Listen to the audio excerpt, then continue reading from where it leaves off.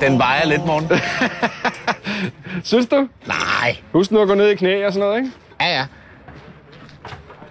Jamen, det er fint, du ruller den. Ja. Men hvad er det smarteste, når man skal lægge dem her? Du kan se, at forsiden har sådan en fas her. Nå ja, på den der. Ja, Den har sådan en falskant på her, det har den ikke på bagsiden. Start med, ja, hvad den nu bedst kan. Den side, du bedst kan, ikke? Så lidt ud over siden. Du skal tage fat på den side og på den side. Ja, du skal ikke stå ude i grusen. Der skal ikke grines derom.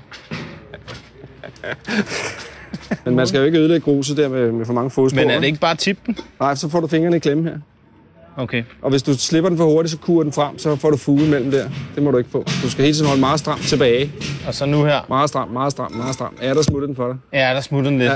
Ja. Jeg føler mig ikke så dum nu. Skal du ikke tænke? Okay, så prøver vi. Nu kører vi. Det kan jeg mærke nu. Stram.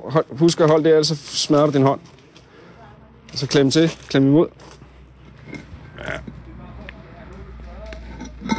Yes. Sådan. Lag mærke til det, dreng. Hvis I har brug for et fif næste gang, hvordan den lige bliver lagt hurtigt, klem godt til.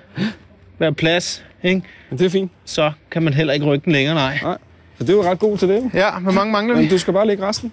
Tak.